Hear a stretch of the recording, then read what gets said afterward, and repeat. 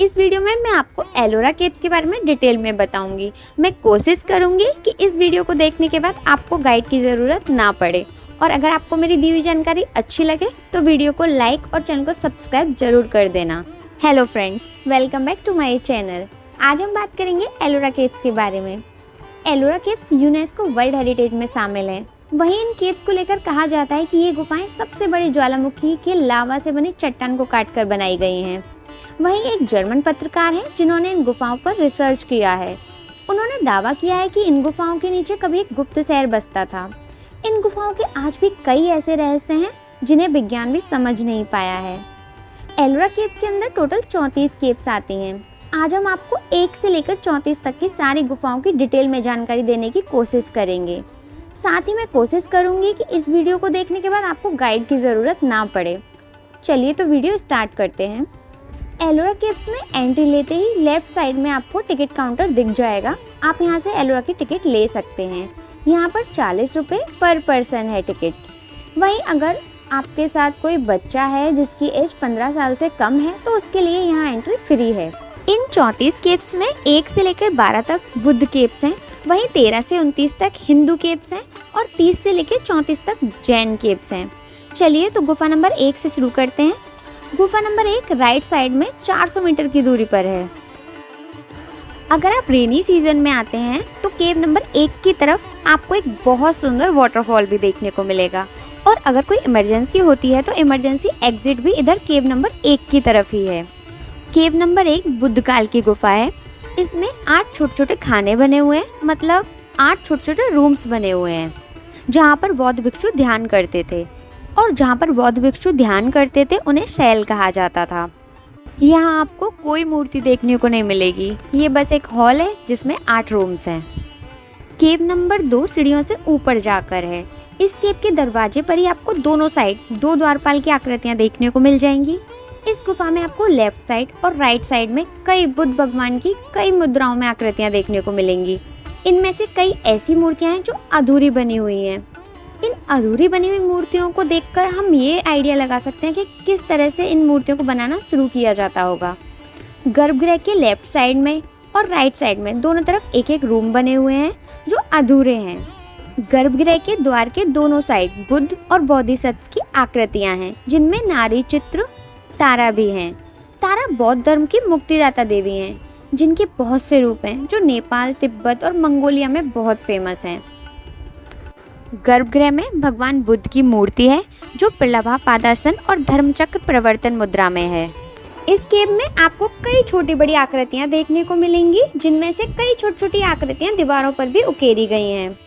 केव number 2 से जब आप 3 की तरफ जाएंगे तब रास्ते में आपको वाटर स्टोरेज दिखेगा जिसे अभी लोहे की जाली से कवर करके रखा है। लेकिन ये वाटर स्टोरेज दिखाते हैं कि उस टाइम पर भी कैसे केव्स में पानी को स्टोर करके रखा जाता था।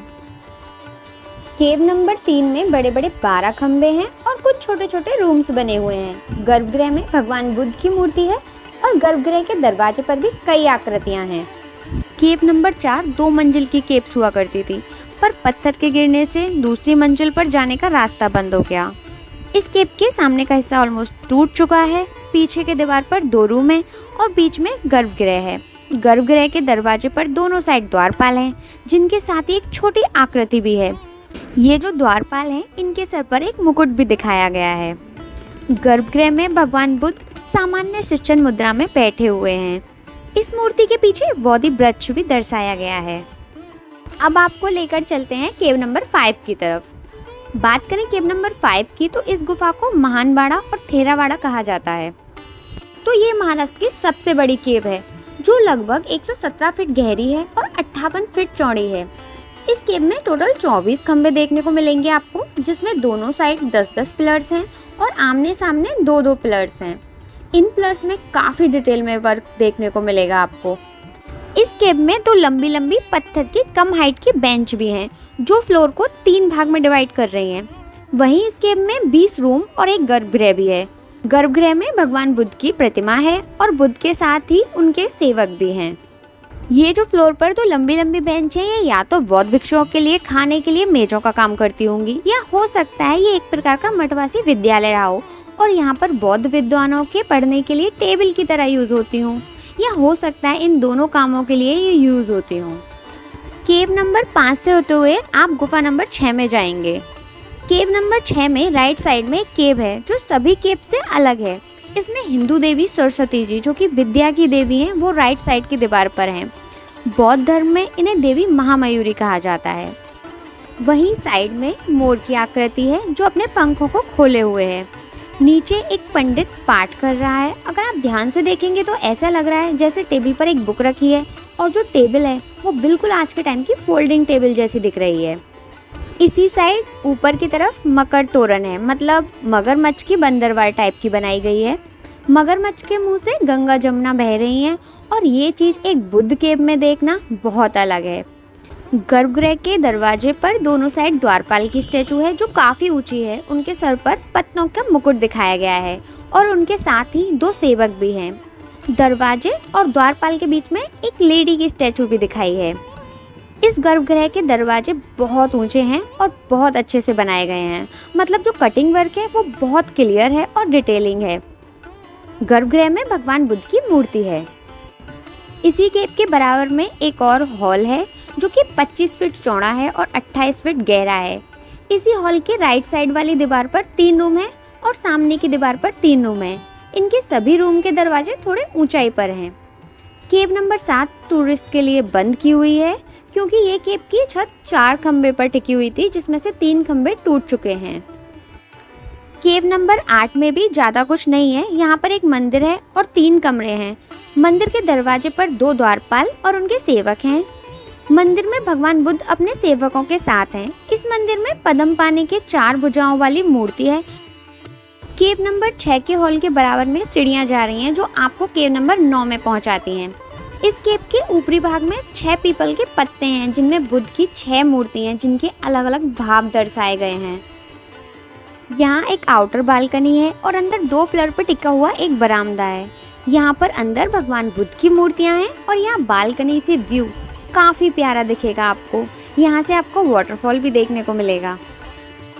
केव नंबर 10 एलोरा केव की इकलौती 2 मंजिल चैत्य विहार है। चैत्य गृह उन पूजा या प्रार्थना स्थलों के लिए यूज़ किया जाता है जहाँ एक स्तूप उपस्थित हो और केव में भी आपको एक स्तूप देखने को मिलेगा। इस केव का नामकरण देवताओं के वास्तु विश्वकर्मा के नाम पर किया गया है, इसलिए इस गुफा को विश्वकर्मा गुफा भी कहा जाता है। विश्वकर्मा गुफा को स्थानीय रूप से सुतार की झोंपड़ी मतलब बढ़ई की झोंपड़ी के नाम से भी जाना जाता है। स्थानीय बढ़ई अक्सर गुफा में आते हैं और बुद्ध को विश्वकर्मा के रूप में पूजते हैं जो उनके शिल्प के संरक्षक हैं। जब आप इस गुफा को सामने से देखेंगे तो ऊपर वाली मंजिल के दरवाजे पर काफ़ी सारे कपल्स की मूर्तियां हैं जो अपने 2-2 बच्चों के साथ दिखाए गए हैं। शायद ये उस टाइम पर भी हम दो हमारे दो का संदेश दर्शाते हैं। वहीं दरवाजे पर ऊपर की तरफ पीपल के पत्ते की आकृति हैं और दोनों साइड कुछ आकृतियां उकेरी गई हैं। इस केव की छत धनुष आकार में मतलब पसलियों की जैसी बनी हुई है। ये पसलियां नीचे से ऊपर की तरफ जा रही हैं, जिसके एक छोर पर पुरुष की मूर्ति है और एक छोर पर महिला की। इस केव की छत जिस प्रकार से बनी हुई है, इस टाइप की छत लकड़ी से बनती है, लेकिन ये चट्टान को काट कर बनाई गई है। उपासक इस हॉल में भजन व पाठन करते थे। जिस शेप में ये केव बनी हुई है, इस टाइप की शेप में आवाज़ गूंजती है। ऐसा कहा जाता है कि अगर हम सुबह सुबह इस गुफा में जाएं तो कोई भी तेज आवाज़ लगभग 1 मिनट में 3 से 4 बार गूंजेगी। इस हॉल की मैं आपको आवाज़ गूंजने वाली एक वीडियो दिखाती हूँ।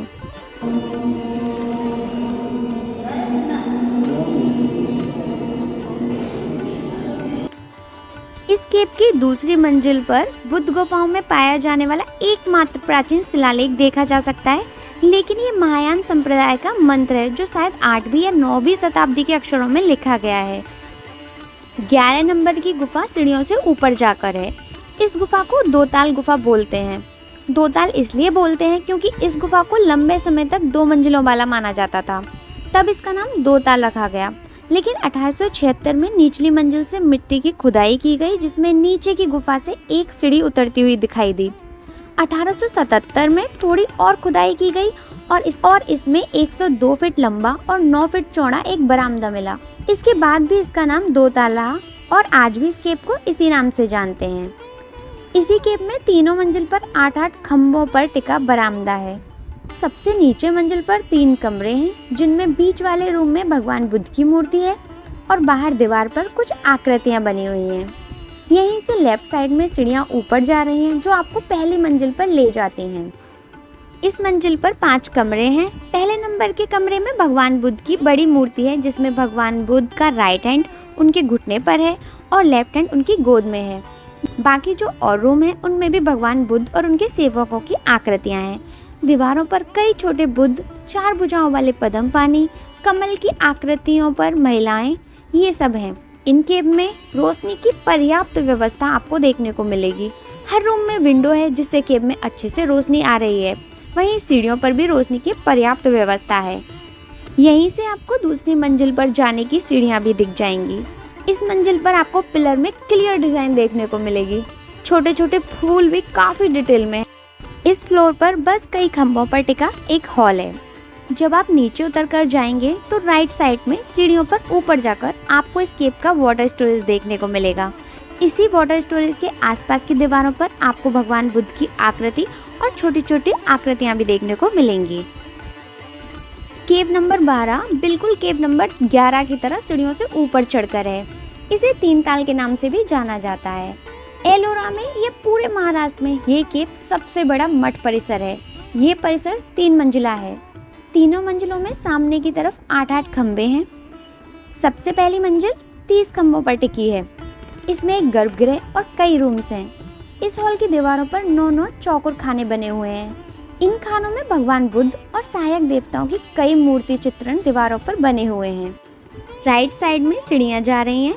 इनसे ऊपर जाकर सामने ही एक रूम है। यहाँ नीचे की तरफ कई चौकोर खाने बने हुए हैं और उन खानों में भगवान बुद्ध की कई छोटी छोटी आकृतियां हैं। बाकी 2 दीवारों पर 4 हाथों वाले वज्रपानी की कई मूर्तियां बनी हैं। इस रूम की छत पर बहुत प्यारा एक फूल बना हुआ है, जिसका वर्क काफी क्लियर है। दूसरे मंजिल पर काफी बड़ा हॉल है। हॉल में एंट्री से पहले ही आमने सामने वाली दीवार पर कई कमल पर बैठी हुई कई मूर्तियां देखने को मिल जाएंगी। तीसरी मंजिल इस केव में सबसे अच्छे से बनी हुई है। इस मंजिल पर सामने ही भगवान बुद्ध की एक मूर्ति है, जो सिंहासन पर बैठी है। इस सिंहासन पर 2 शेरों को उकेरा गया है। ये हॉल अंदर से 85 फीट लंबा, 43 फीट चौड़ा और 34 फीट ऊंचा है। यहाँ कई गर्भगृह हैं जो बंद किए हुए हैं। यहीं आपको एक खंबा देखने को मिलेगा, जहाँ पर अगर आप ध्यान से देखेंगे तो वहाँ एक आकृति बनी हुई है और कुछ लिखा भी हुआ है। तो यहाँ पर बुद्ध केव खत्म होती है। अगर आपको मेरी यहाँ तक की दी हुई जानकारी अच्छी लगे तो प्लीज़ वीडियो को लाइक करें, शेयर करें और चैनल को सब्सक्राइब करना ना भूलें। अब चलते हैं केव नंबर 13 की तरफ। केव नंबर 13 की बात करें तो इसमें कुछ भी खास नहीं है। हो सकता है ये धर्मशाला रही हो या विश्राम गृह रही हो उस टाइम पर। केव नंबर 14 7वीं शताब्दी की शुरुआत की गुफा है और इस गुफा को रावण की खाई भी कहा जाता है और इसे बुद्ध विहार से बदला गया था। इस गुफा के हॉल में 16 खंबे हैं और एक मंदिर है। हॉल के दोनों साइड में हिंदू देवी देवताओं की मूर्तियां बनी हुई हैं। साइड दीवार पर 6 डिजाइन वाले खंबे बने हुए हैं, जिससे साइड की दीवार 5 भागों में डिवाइड हो रही है और हर चौकोर खाने में अलग अलग हिंदू देवी देवताओं की कलाकृतियां हैं, जिसमें लेफ्ट साइड में सबसे पहले देवी महिषासुर मर्दिनी है। दूसरे नंबर पर माता गजलक्ष्मी है। ऊपर आप हाथी की आकृति भी देख पाएंगे। तीसरे पर विष्णु जी का तीसरा अवतार वराह भगवान है, जिनके एक हाथ में सुदर्शन चक्र है और दूसरे हाथ में नारी के रूप में पृथ्वी है, क्योंकि इस रूप में भगवान ने पृथ्वी का उद्धार किया था। फोर्थ पर विष्णु जी माता लक्ष्मी जी के साथ बैठे हुए हैं। फिफ्थ में भी भगवान विष्णु और माता लक्ष्मी हैं। विष्णु जी और लक्ष्मी जी के आसपास 2 महिलाएं हैं जो उनकी सेवा कर रही हैं और नीचे की तरफ संगीतकार संगीत बजा रहे हैं। वहीं राइट साइड में सबसे पहले राक्षस अंधकासुर का वध दिखाया गया है। यहाँ शिव जी भैरव के रूप में हैं, जबकि देवी पार्वती जी और उनका क्षतिग्रस्त शेर नीचे बैठे हुए हैं। वहीं शिव जी के पैरों के बीच में आपको गणेश जी की आकृति भी दिख जाएगी। सेकंड नंबर में रावण अपने 10 सिर और 10 हाथों के साथ कैलाश पर्वत को हिलाने के लिए संघर्ष कर रहा है, जबकि भगवान शिव पार्वती के साथ बैठे हुए हैं और भगवान शिव ने केवल अपने पैर के अंगूठे से कैलाश पर्वत को दबाया हुआ है।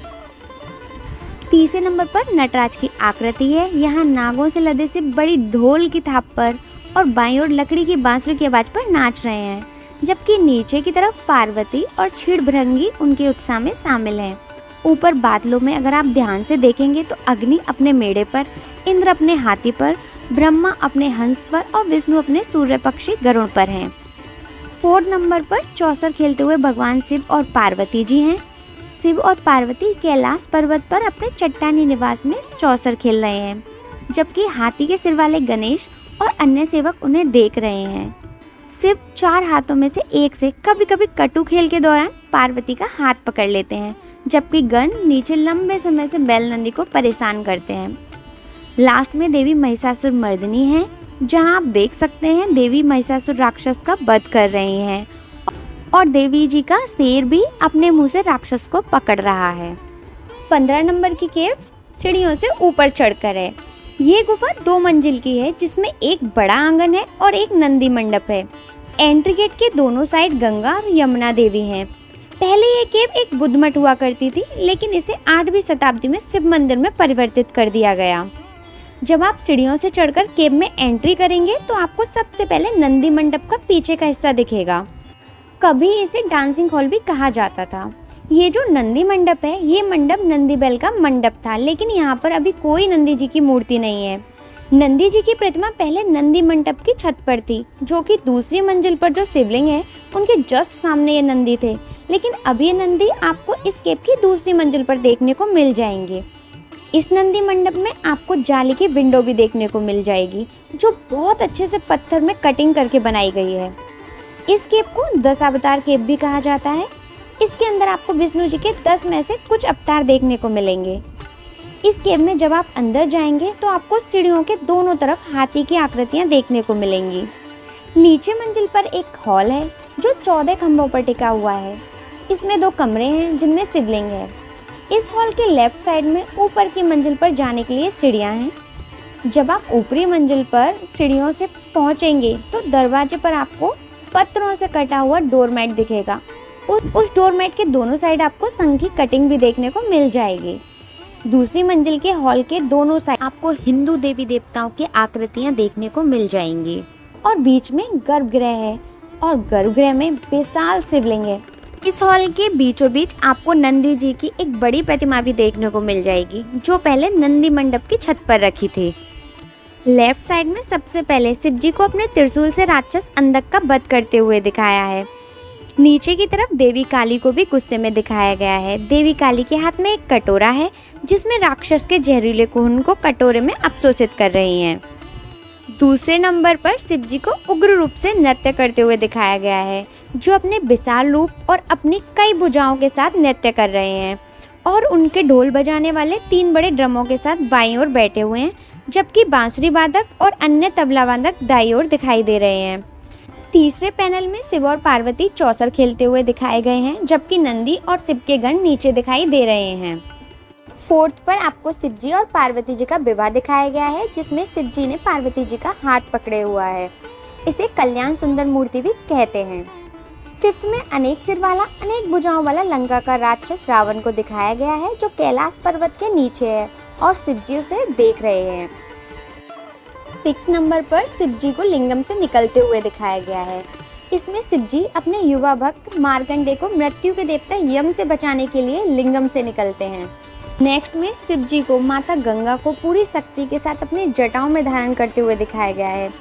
शिव जी के बराबर में पार्वती जी हैं और शिव जी के राइट साइड में नीचे की तरफ भागीरथी को दिखाया गया है, जिनकी तपस्या से प्रसन्न होकर ही गंगा को धरती पर लाया गया था।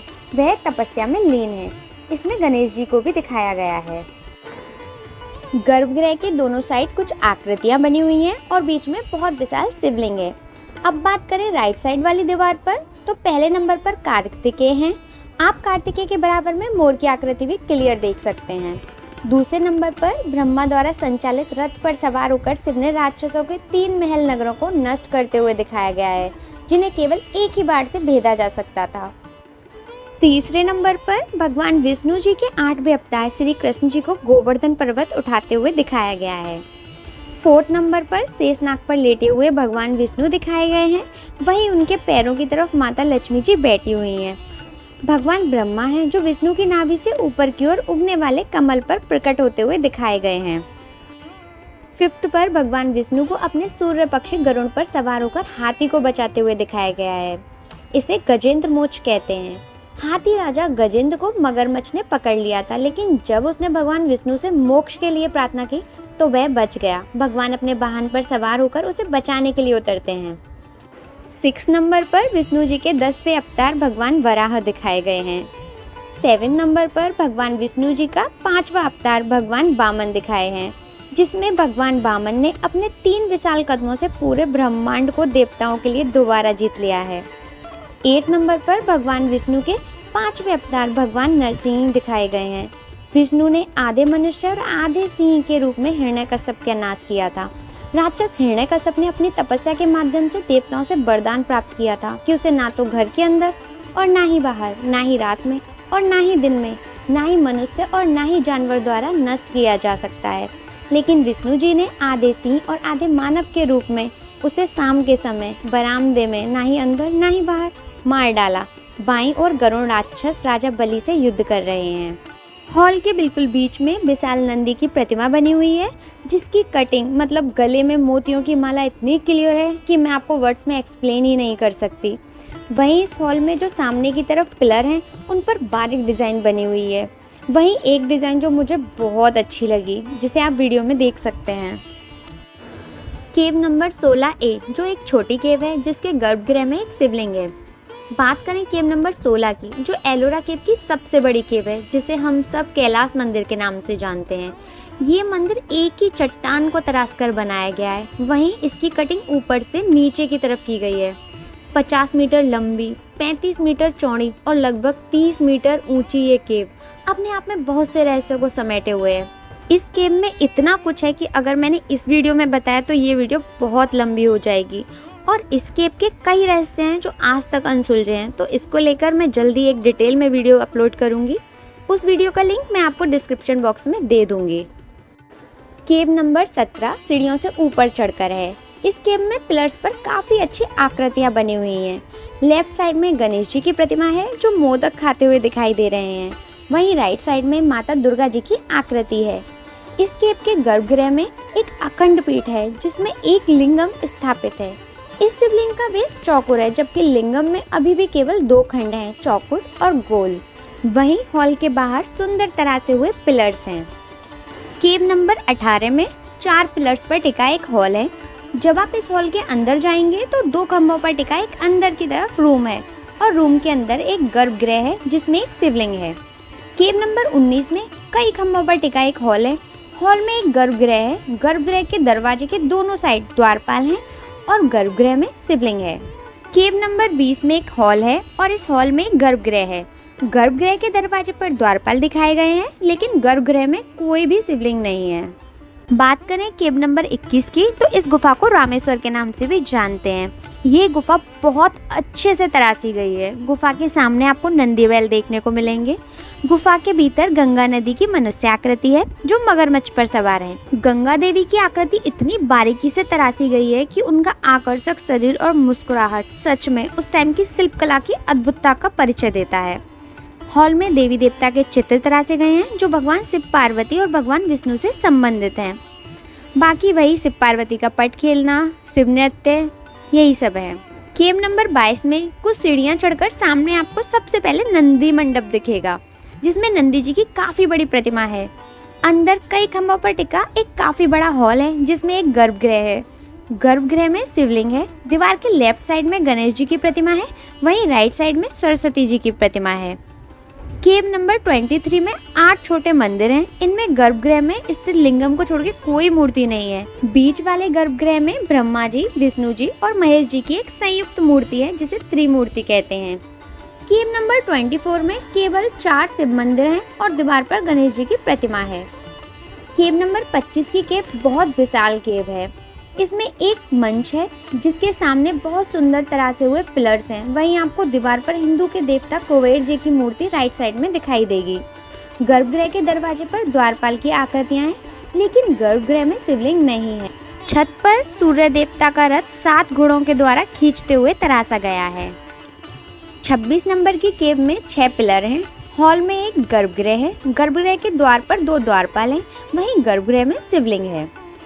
केव नंबर 27 में लेफ्ट साइड की दीवार पर भगवान विष्णु शेषनाग पर लेटे हुए दिखाए गए हैं और राइट साइड की दीवार पर भगवान बराह दिखाए गए हैं। दरवाजे के राइट साइड में भगवान जगन्नाथ के साथ सुभद्रा और बलराम दिखाए गए हैं। वहीं दरवाजे के लेफ्ट साइड में ब्रह्मा, विष्णु और महेश की आकृतियां हैं। केव नंबर 28 के सामने एक बहुत अच्छा वाटरफॉल है और यहाँ केव 28 वाटरफॉल के नीचे है, इसलिए इस गुफा का नाम धारा तीर्थ भी है। अंदर गर्भगृह में शिवलिंग है और हॉल में अष्टभुजी देवी दुर्गा जी की आकृति है। बात करें केव नंबर 29 की, तो केव नंबर 29 में जाने के लिए बहुत खड़ी सीढ़ियां चढ़नी पड़ती हैं। इस केव का नाम सीता नहानी भी है, यानी सीता माता के नहाने की जगह, और कैलाश नाथ की गुफा के बाद यही बड़ी गुफा है। वहीं ये एलोरा की सबसे पुरानी गुफा भी है। इसमें 26 बड़े पिलर हैं जो काफी सुंदरता से तरासे गए हैं और ये पिलर कुछ बुद्ध केव से मिलते जुलते नजर आते हैं। केव के मुख्य द्वार पर 2 बब्बर शेर की आकृतियां हैं जो काफी डिटेल में बनी हुई हैं। केव के लेफ्ट साइड में शिवजी पार्वती जी की चौसर खेलते हुए आकृति है, सेम जैसे पहले हिंदू गुफाओं में आपने देखा था। राइट साइड की दीवार पर शिवजी पार्वती जी के विवाह को दर्शाया गया है। इस केव में आपको नटराज की आकृति, महिषासुर मर्दिनी की आकृति, कैलाश पर्वत उठाते हुए रावण की आकृति भी देखने को मिलेगी। इस गुफा की खुदाई इस तरह से की गई है कि इसमें सूर्य का प्रकाश काफी मात्रा में अंदर आ सके। अब हम आपको बताएंगे जैन गुफाओं के बारे में, जो केव नंबर 30 से लेकर 34 तक हैं। लेकिन ये जैन गुफाएं केव नंबर 29 से करीब 2 से 2.5 किलोमीटर की दूरी पर हैं, जहां पर या तो आप ट्रैक करके जा सकते हैं या ई-रिक्शा से जा सकते हैं, जो कि आपको एंट्री गेट के अंदर ही मिलते हैं। मैं इन जैन केव को देखने नहीं जा पाई क्योंकि मैं काफ़ी लेट हो गई थी। तो जब भी आप यहाँ आएँ थोड़ा एक्स्ट्रा टाइम लेकर आएँ, क्योंकि जैन केव्स 2 से 2.5 किलोमीटर दूर हैं, तो आपको जाने आने में भी टाइम लगेगा। मैं जा नहीं पाई, इसलिए मैं कुछ इमेजेस के साथ आपको इन जैन केव्स के बारे में बता देती हूँ। केव नंबर 30 2 भागों में है। पहले भाग में स्तंभ बहुत सुंदरता से बने हुए हैं और एक चौकोर स्तंभ मध्य में है, जिस पर महावीर की मूर्तियां सभी तरफ तरासी हुई हैं। एक सुंदर कमल का फूल छत पर तरासा हुआ है। दूसरा भाग कंबा आदि कैलाश गुफा के मंदिर का छोटा रूप है, परंतु इसमें देवगण जैन धर्म के हैं। गुफा नंबर 31 में केवल महावीर, पार्श्वनाथ और गोमटेश्वर की मूर्तियां हैं। गुफा नंबर 32 बहुत अच्छी 3 मंजिल की गुफा है। पहली मंजिल पर एक मंदिर है जिसका प्रवेश 2 ओर से है और इसमें महावीर जी की चौमुख मूर्ति है। मुख्य हॉल में जैन प्रचारकों की आकृतियां हैं। इसकी दूसरी मंजिल का नाम इंद्रसभा है। कई कलात्मक आकृतियां मातंगा की हाथी पर हैं। लेफ्ट साइड में सिद्धायिका की आकृति राज सिंहासन पर बैठी आम के पेड़ के नीचे दिखाई गई है। केव नंबर 33 2 मंजिल की गुफा है। ऊपर की मंजिल पर एक बड़ा हॉल है और भीतर पूजा स्थल है, जिसमें महावीर, मातंगा, सिद्धायिका की आकृतियां हैं। निचली मंजिल पर बहुत सुंदर तरासे हुए स्तंभ हैं, जिन पर मातंगा और सिद्धायिका की आकृतियां हैं। ये हॉल में है। एक फलदार आम का पेड़ पक्षियों के संग है। बाईं ओर एक छोटी गुफा है जिसमें महावीर और अन्य तीर्थंकरों की आकृतियां हैं। गुफा नंबर 34 में केवल महावीर, पार्श्वनाथ और गोमटेश्वर की आकृतियां हैं। तो इस तरह मैंने एलोरा की 1 से लेकर 34 तक की केव्स की आपको पूरी जानकारी दे दी है। अगर आपको मेरी वीडियो अच्छी लगी हो तो प्लीज़ मेरी वीडियो को लाइक करें, शेयर करें और चैनल को सब्सक्राइब करना ना भूलें। Thank you for watching. Bye bye.